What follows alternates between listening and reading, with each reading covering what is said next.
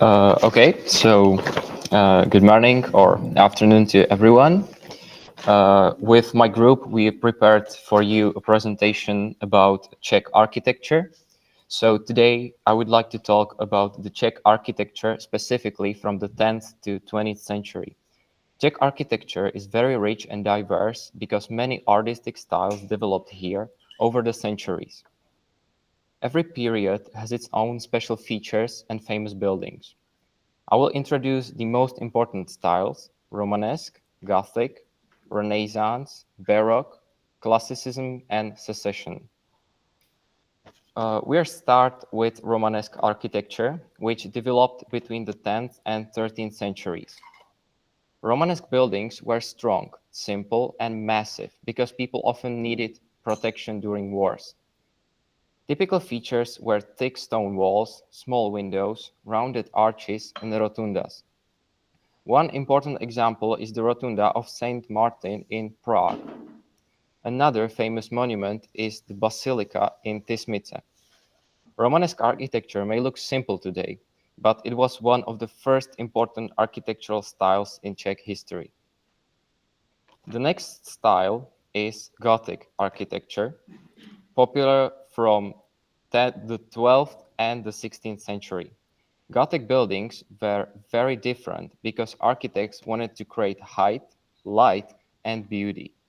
Typical features included pointed arches, stained glass windows, tall towers, and sculptures of saints. The most famous Gothic building in the Czech Republic is the Cathedral of Saint Vitus in Prague. You can see it in the picture right here. Another important example is the Church of Saint Barbara in Kutná Hora, which is on the UNESCO World Heritage List. It was also in a Czech video game you might seen. It was on the Game Awards this year. Gothic architecture is admired for its elegance and detail. You can see some interiors because they're very rich and look pretty stunning.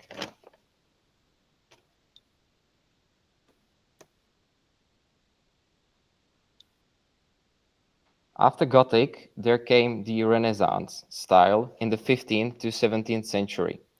Renaissance architecture was inspired by ancient Greece and Rome and focused on symmetry and harmony. Buildings became more elegant and comfortable.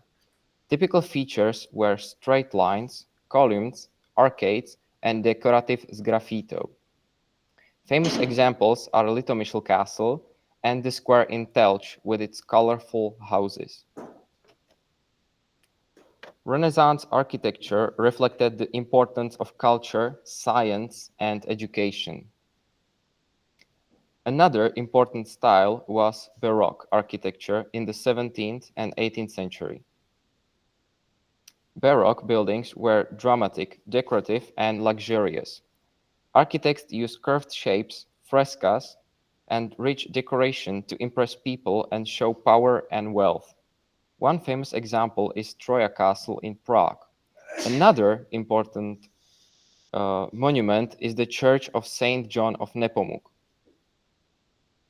Many Czech churches and castles were built in Baroque style. In the 18th and 19th century, Classicism became popular. This style was inspired by ancient temples and focused on simple forms, balance, and symmetry. Famous example is the Estate Theatre in Prague, where Mozart conducted his opera Don Giovanni. Another interesting place is the Apollo Temple in the Lednice Valtice area, which is pretty beautiful area with parks and gardens. Finally, I would like to mention Secession, also known as Art Nouveau. From the end of the 19th century to the beginning of the 20th century. This style is very decorative and artistic. Architects used curved lines, floral ornaments, and nature-inspired motifs. One of the best examples is the Municipal House in Prague. Another important building is the main railway station also in Prague. To conclude all of this, Czech architecture reflects the history and culture of Czech lands over many centuries. Each architectural style has its own unique features and important monuments. Czech architecture is admired by tourists from all over the world and is an important part of European cultural heritage. Thank you for your attention, and now my schoolmates will tell you a bit about modern architecture of the 20th century.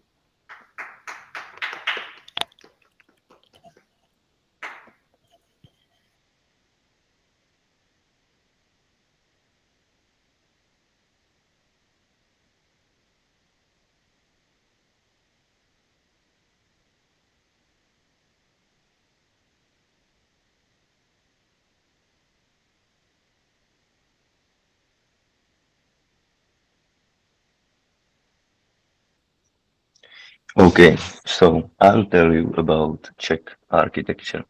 First off, oh no, I'll tell you about Cubism, Functionalism, Socialist Realism, Brutalism, and Contemporary Architecture. Let's move on Cubism. Cubism is an artistic movement that appeared at the beginning of the 20th century. I'm sure you know Pablo Picasso or George Braque's paintings. Cubism is known for sharp geometric shapes, broken lines, and the idea of showing objects at multiple perspectives at the same time. What makes Czech Cubism special is that, unlike most countries, it was not unlimited to paintings, but in Czechia, Cubism also influenced architecture, which makes it almost unique in the world. One of the most famous examples is the House of the mm, Black Madonna in Prague,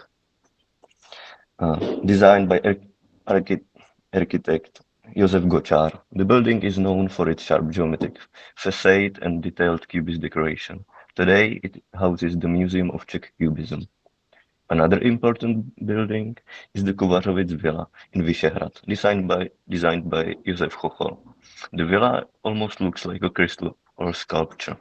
Chochol wanted the building to feel dynamic and alive rather than static. The third example is the three apartment houses below Vyšehrad, also designed by Josef Chochol. This group of residential building is considered one of the boldest examples of Cubist residential architecture in the world. Although Czech Cubism lasted only a few years before World War One, it remains one of the most original and recognizable styles in Czech architectural history. Now let's move on to functionalism. This movement emerged as a part of a wave of modernism following World War I, with a clear mission to build a new and better world for people after the devastating war. To achieve this, architects began prioritizing a building's purpose and function over its appearance. It emerged in the late 1920s, and during the 20s and 30s, it was the main architecture style in Czechoslovakia. Looking Looking at these images, you'll notice that it look a lot simpler compared to Cubism, and that's exactly the point. Functionalism follows the principle that less is more. It relies on clean geometric shapes and gets rid of decorations. You won't find many decorations inside these buildings either. In fact, it's common to see blank walls without any paintings and plain flooring without any rugs. We can find many functionalist buildings in Brno. The most famous one is the Tugendhat Villa. It was commissioned between 1928 and 1930 by Fritz and Greta Tugendhat, wealthy and influential Jewish Czechs from the Tugendhat family. While the structure itself is built from reinforced concrete and glass, the interior features rare materials such as a massive onyx wall and exotic tropical woods. It was also added to the UNESCO World Heritage List in 2001. Moving on, I like to talk about the Zeman Cafe in Koliště Park. What you can see today is a replica. The original was built in 1925, but after being nationalized, it served as a nursery school. Ultimately, it had to be demolished to make room for the Janáček Theatre. Lastly, I'll mention the Avignon Hotel, which is located in the center of Brno. It was built in 1928 and is still fully functional today.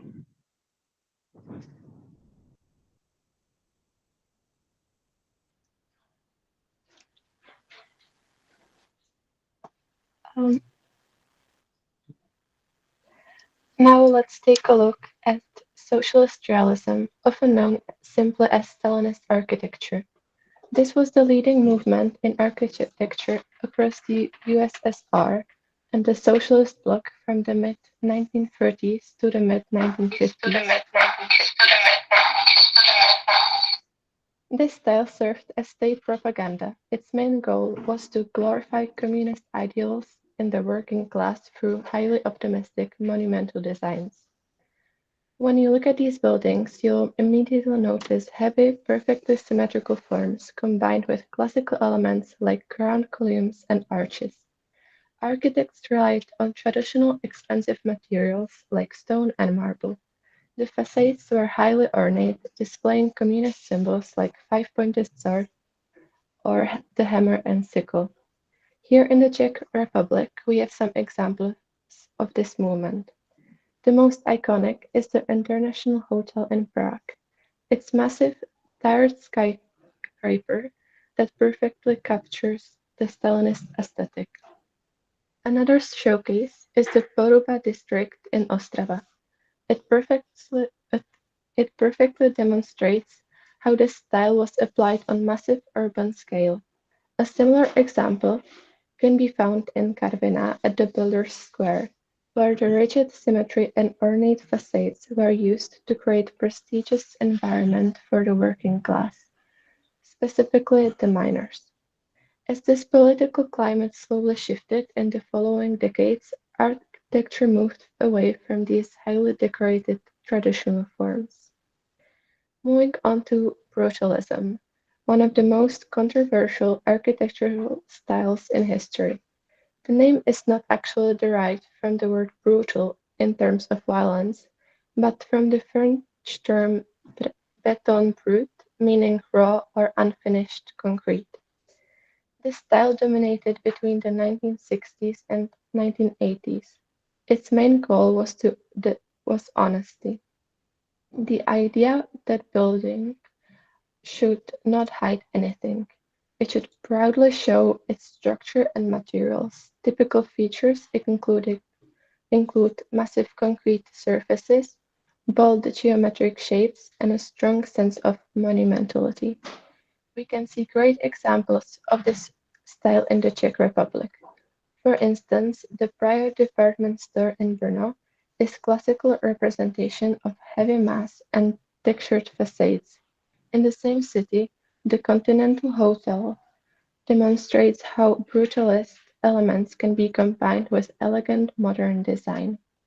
One of the most famous examples, however, is the Thermal Hotel in Karlovy Vary.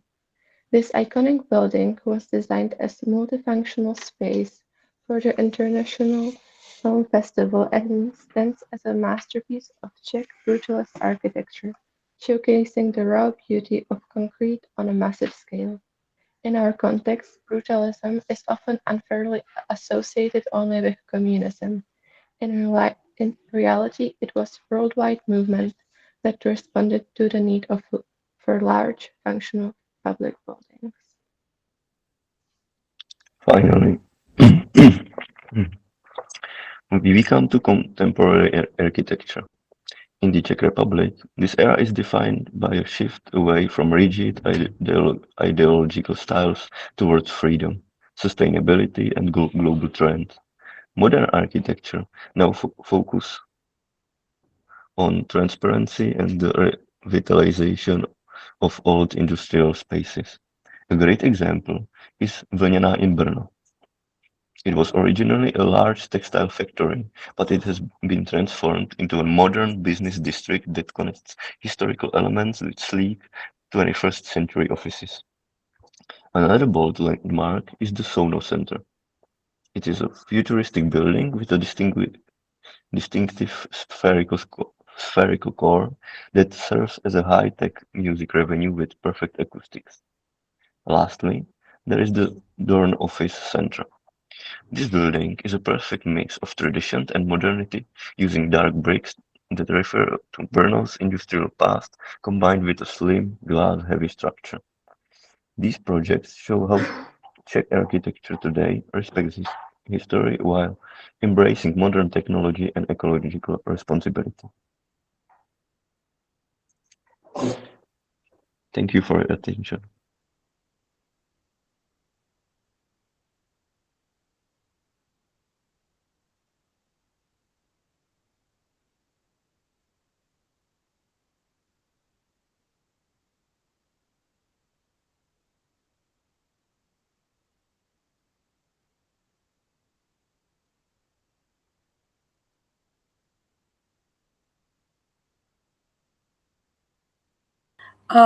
Okay, so hello everyone. Today we would like you to take you back in time to share one of the most famous legend in our city. We are going to tell you about the story of the Brno dragon. So the legend begins many centuries ago. A terrifying monster described as a giant dragon settled in dark cave right next to the Svratka river. You may be confused because in the picture it's a giant Nile crocodile, but the legend says it was a flying dragon. It wasn't just a scary sight, it was a constant danger. The dragon terrorized local traders who were trying to bring goods to the city, and it regularly raided nearby farms to devour livestock like cows and sheep. People were desperate.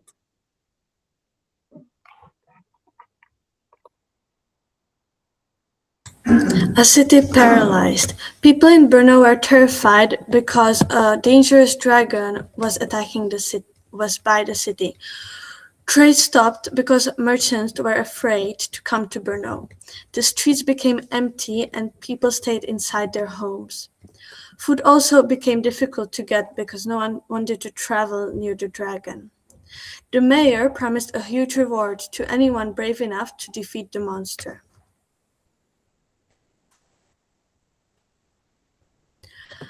One day, a clever butcher decided to solve the problem. Instead of using strength, he used intelligence. He asked for special materials, especially lime and animal skin. He filled the skin with lime and left it for the dragon to eat. After the dragon drank water, the lime reacted inside its stomach and killed it. The butcher became a hero because he defeated the dragon with wit, not force.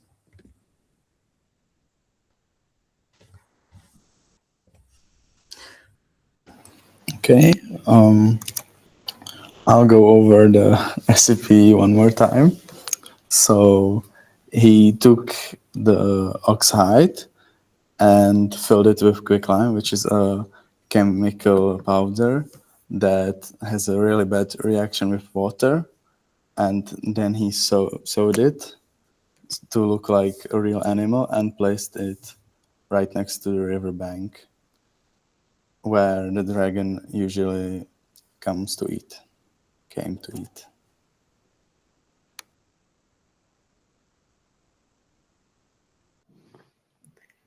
So the plan worked perfectly. The hungry dragon came out of his cave and immediately ate the fake ox. Soon after, the quicklime started to react in his stomach, creating a terrible burning thirst. The dragon rushed to the Svratka river and drank half the water in the river to stop the pain. But as the water hit the lime, it expanded so much that the dragon suddenly burst. The city was finally free, and the people of Brno celebrated their hero. To this day, the dragon, which is actually just a crocodile, hangs in the old town hall as a trophy. Thank you very much for your attention.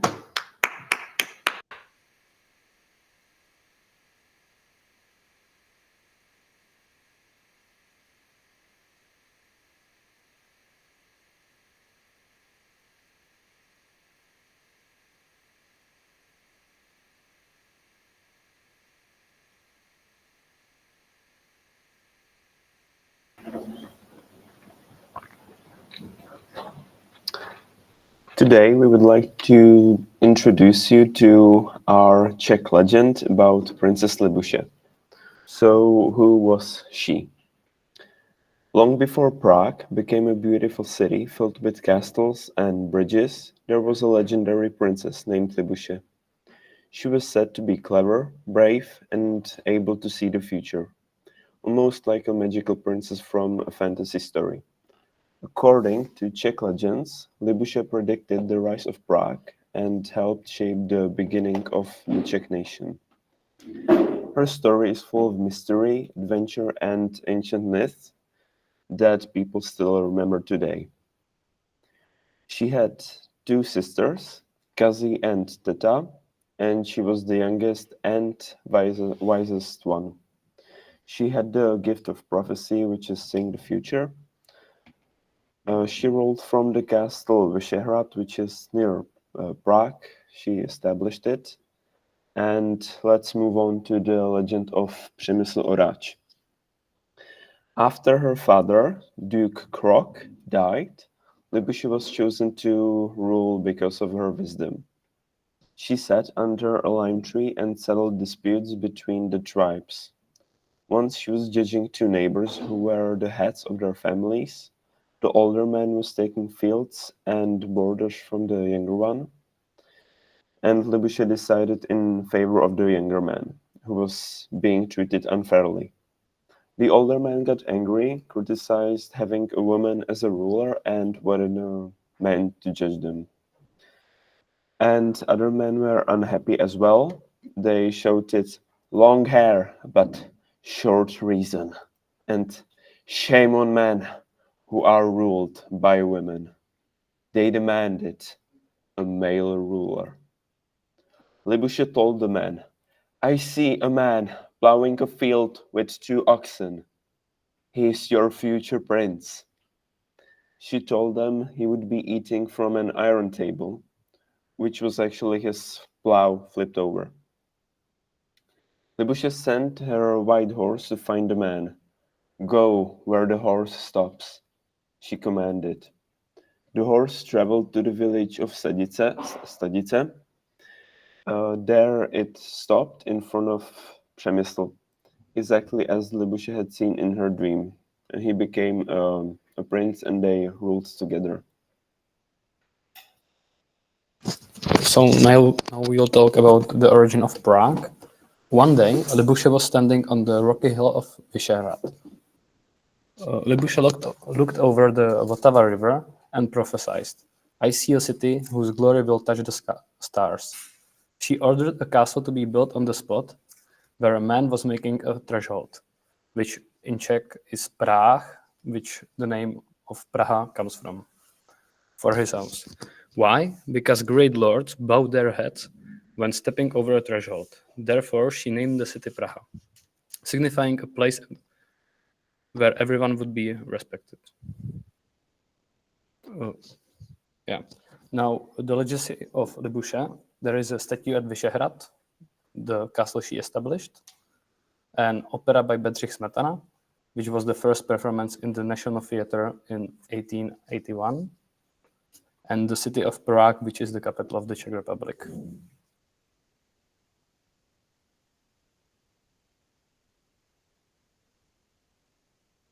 Thank you for your attention.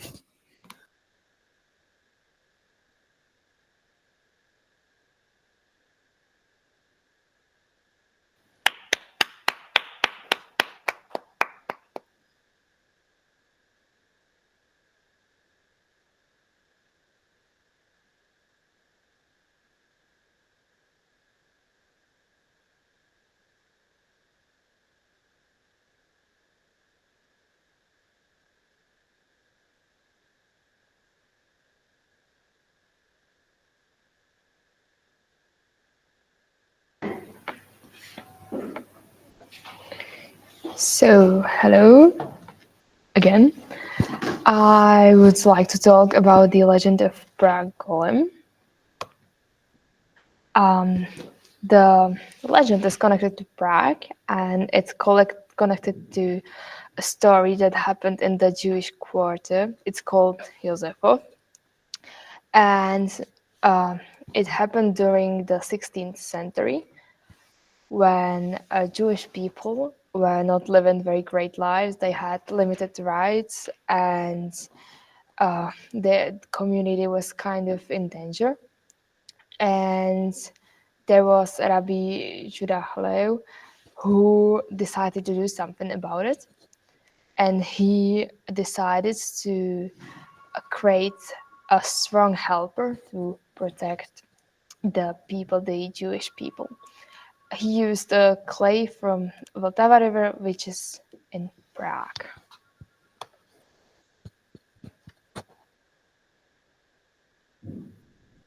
Hello, I will tell you what happened. So one night, Rabbi Leo went to the Vltava river with his students, and they shaped a giant human figure out of clay and mud. And to bring the giant figure to life, he put a shem, which is a little piece of paper with a magical inscription, into the creature's mouth. And the golem suddenly opened his eyes and started following the rabbi's orders. Unfortunately, the golem couldn't speak, but he had incredible strength. The golem's rage and the end of the legend. According to the Jewish tradition, people are not allowed to work on the Sabbath, Saturday. Therefore, every Friday, the rabbi took the shem out of the golem's mouth, so the giant could rest. And I'll tell you how it ended. However, one Friday, the rabbi was in a big hurry and forgot about the shem. The golem stayed alive, but had no tasks to do. He became wild, started destroying houses in the ghetto, and terrified people ran for their lives. When the rabbi saw the house, he quickly ran to the giant and pulled the ham out of his mouth. The golem stopped immediately and turned back into a pile of ordinary clay. Rabbi Lowe hid the body in the attic of the old Jewish synagogue in Prague. The legend says that the golem is still sleeping there today. And that's all for us. Thank you from us. Thank you for attention.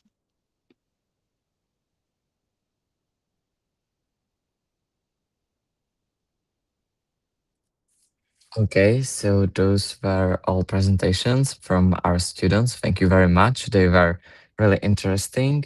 And now I'd like to ask the Taiwanese students to give us their presentation.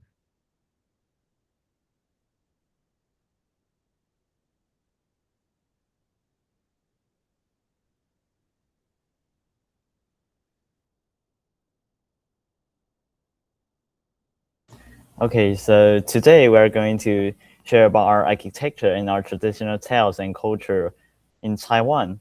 So to start with, we need some background knowledge. So we start from a little history. So in Taiwan history, the time that the Western world discovered Taiwan is 17th century. So that's the first time that Taiwan stepped into the historic stage. So the first regime in Taiwan is Dutch. and they set up their stronghold for trading.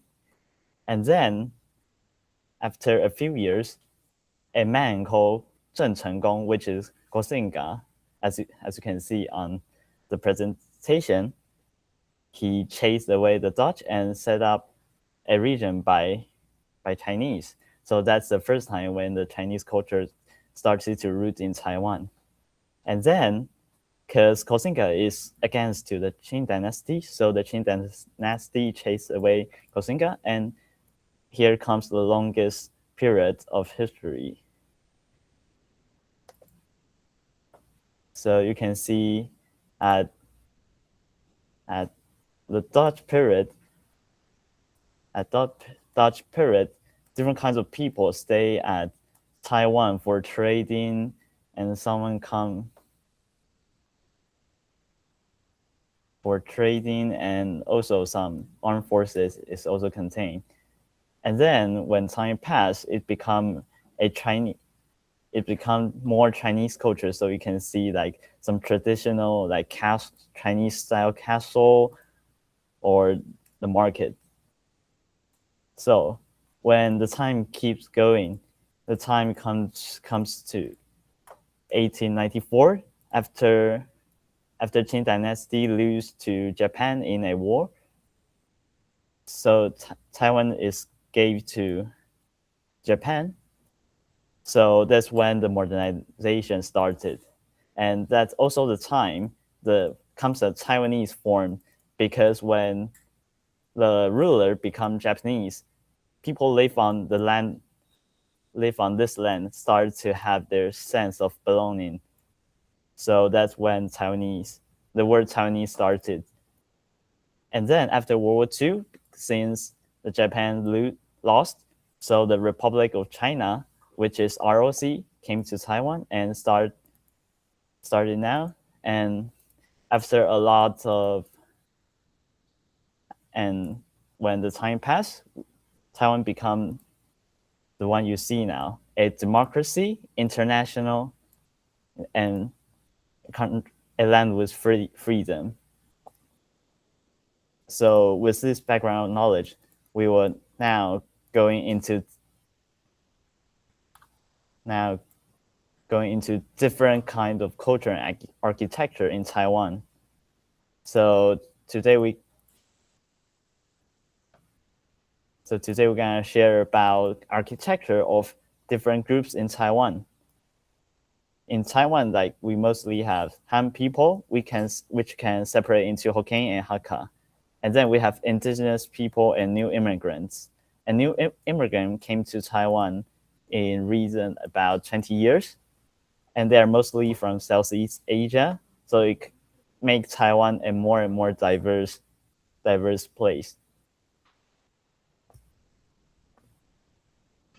Okay, so now we're going to talk about Taipei's living history is about the temple and our house.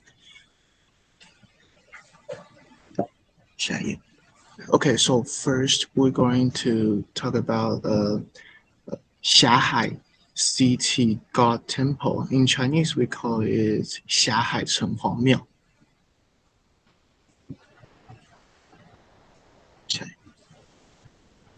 Okay, so it is founded in 1856, and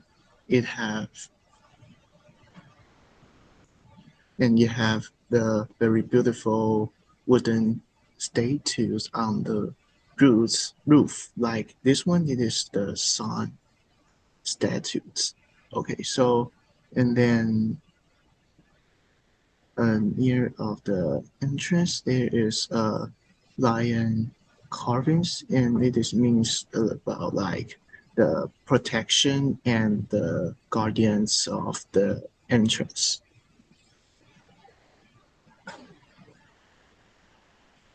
Okay, and inside the temple there is a god of the love, and in Chinese we call it Yue Lao.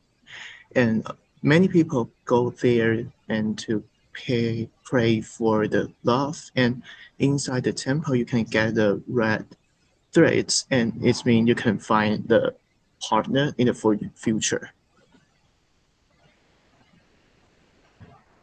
Okay, so next we're going to talk about the Lin An Tai House. And it is a very old house and it is more than 250 years. And it is built for the very rich family. And it is made of the red brick and a lot of wood, just like the picture on the right side.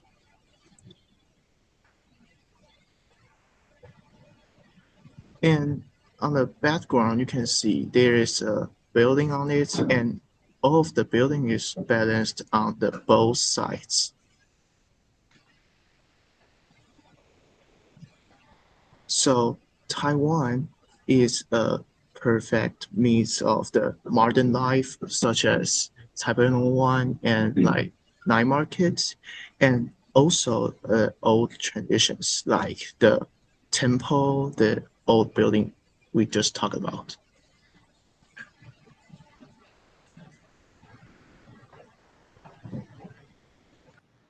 Okay, then now I'm going to introduce Hakka and indigenous architectures. Okay, first we can see this is Hakka roundhouse, or also known as Tu Lou. As you can see from these photos, they look like giant donuts. Historically, these were built as fortresses to protect the clan. The thick walls provide safety, and the circular shape allowed the whole family to live together in one big community. Inside the Tulou or the Hakka roundhouse, the design reflects the Hakka spirit. Every room is exactly the same size. This symbolizes the equality among family members. And the central plaza is an open space for rituals and festivals. And the ancestor hall at the heart of the building reminds everyone of their shared roots. Now, let's move on to the indigenous slate house. These are for the Paiwan and the Rukai tribes. We call this the breathing stone. And it's built by stacking natural slate, which keeps the house naturally cool at around 20 to 25 degrees Celsius, even in the humid summer. It perfectly blends into the mountainside. Now, this is the hidden undergrounds on Orchard Island, which is at the east of Taiwan, one island in the east of Taiwan. The Tao tribe has a different challenge. They often face strong typhoons. And what's their solution to this problem? They build a hidden underground house. They build most of the house below the ground level, so only the roof is visible, and this clever design protects them from wind and waves while overlooking the beautiful Pacific Ocean.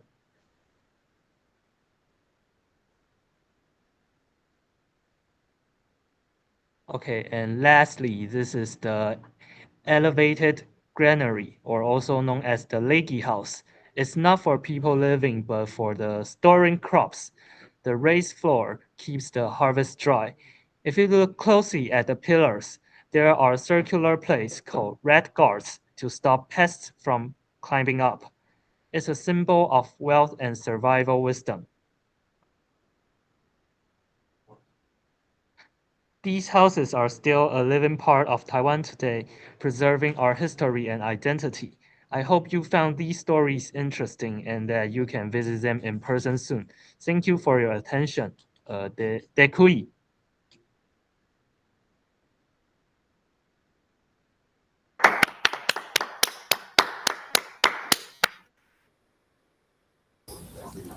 Hey guys, I'm David and I'm here to introduce you guys to one of Taiwan's most famous historical landmark, and that is the Fort San Domingo. Located at Damsui, Fort San Domingo is also known as the City of Red Hair, and it is one of the oldest buildings in Taiwan with 400 years of history. and it's handled and influenced by many different countries. And right now, it's a tourist attraction. Now let's talk about two main countries that influenced the building of this fortress.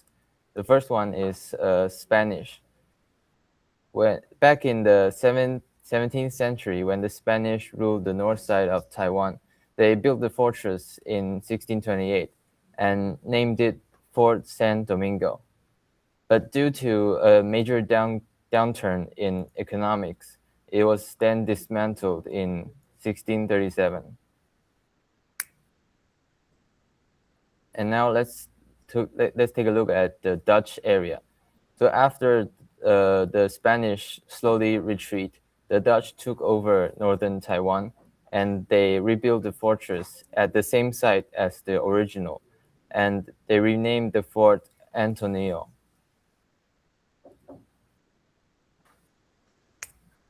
Did you know that Fort San Domingo is also called like the city of red hair? Because Dutch people were called red hair people by Chinese immigrants. And so Fort San Domingo has another nickname called Hong Mao Chen, which in Chinese basically means the city of red hair. And you can see on top of the building there is a Taiwanese flag. And at the side, there are like many different flags of the former nations that owned the fort before.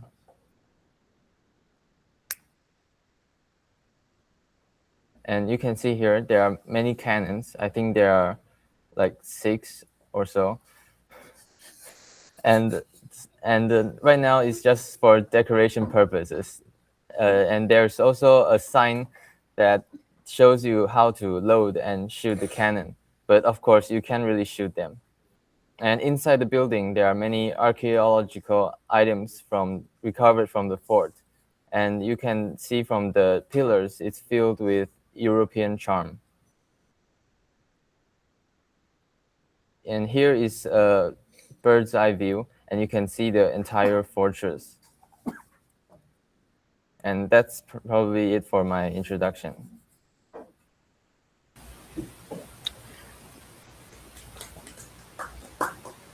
Okay, so next I would like to briefly introduce the Japanese buildings in Taiwan.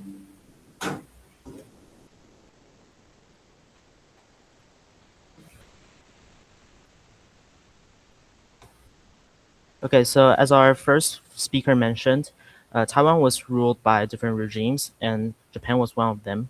They ruled Taiwan from 1885 to 1945, which was the end of the Second World War. And to this day, many Japanese buildings still stand in Taiwan. They still exist in this land, and they symbol the culture of that period of time. Okay, so what are some of the features of Japanese buildings? So first, because back then the people of Japan were more conservative about modern architecture, so a lot of these architects came to Taiwan to build the buildings they want, and that's why the buildings in Taiwan are more diverse and unique than those in Japan. And oftenly these buildings they mix Japanese and European architecture together. So take the Taipei Guest House as an example. This is where our government receives foreign guests, and you can look at the picture and you can see that it is a fusion of European styles. And it combines European and Japanese aesthetics. As you can see, the picture at the top of the page, the inside of the house is more European style, while the garden outside is like Japanese style. So the Japanese people built a lot of modern architecture in Taiwan. So I split those buildings into 3 categories. The first one I want to introduce is the buildings for educational purpose.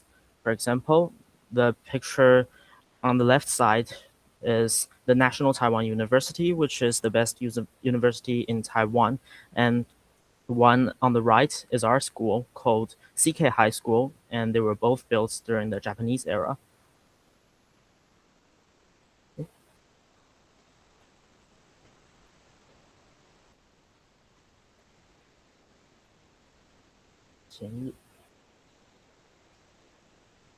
So, what are some of the stories behind these buildings? So, before the Japanese people came to Taiwan, few people in Taiwan received education. So, the Japanese government introduced a modern education system to Taiwan, and these buildings they all survived wartime destruction, and a lot of them were damaged during the Second World War. Yet they carried on their mission of nurturing Taiwan's youth.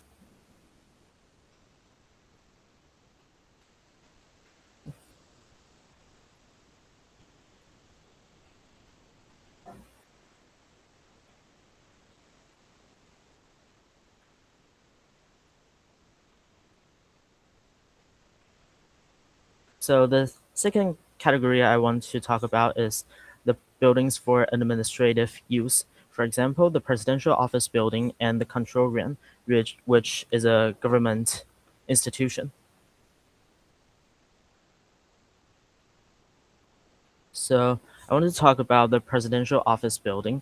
It was built during the Japanese era, and back then it was called the Taiwan Governor General's Office. And because the Japanese government was a colonial government, so it was a symbol of authority back then. But now it has turned into a symbol of democracy since Taiwan has become a independent and a democratic country.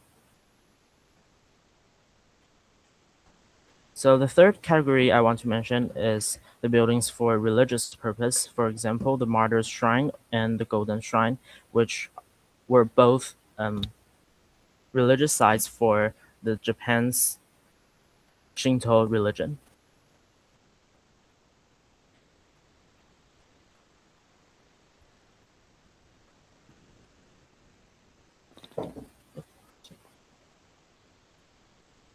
So they were once common in Taiwan, but however, after the Second World War, most of them were torn down, and it was a most of them were torn down by the nationalist government, and it was a symbol of the conflict between different cultures.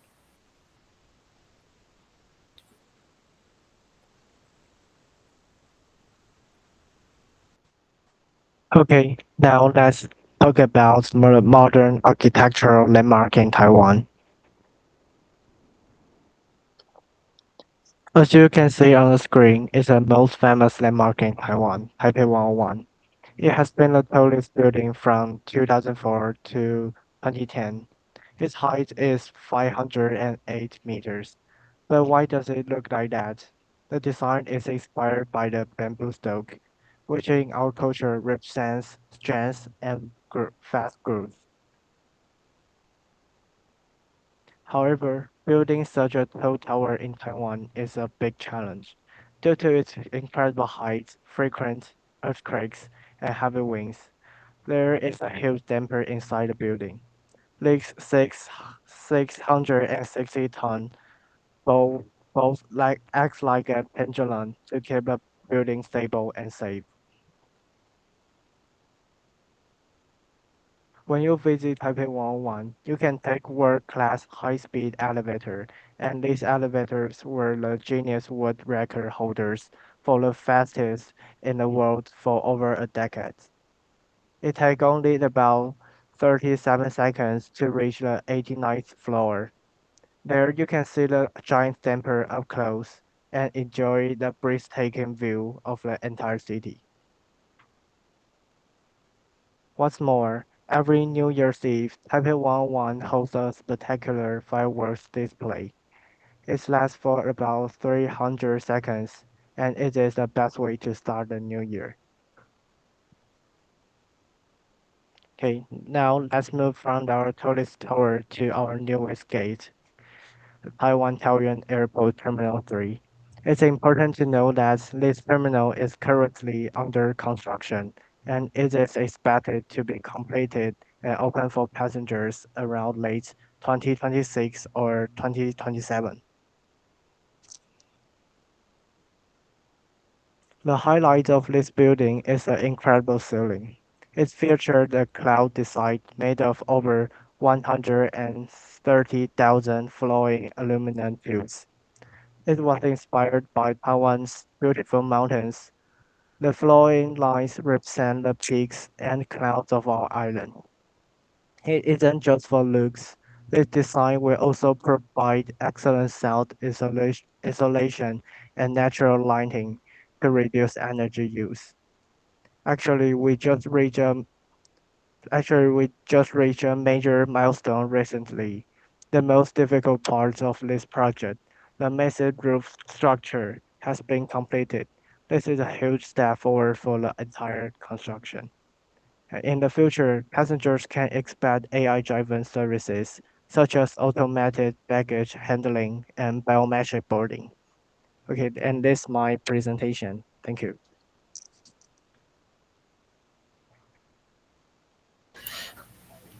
So this concludes our presentation, and we went through important periods and styles of Taiwanese architectures. And first, I would like to thank the CK students for their hard work and sharing on Taiwan history.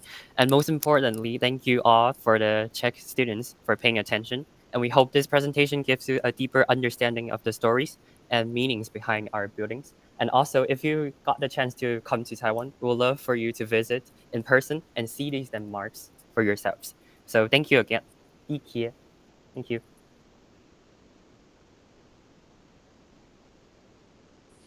Okay, thank you so much for these presentations. They were really interesting, and now we will split into the small groups that you were all assigned.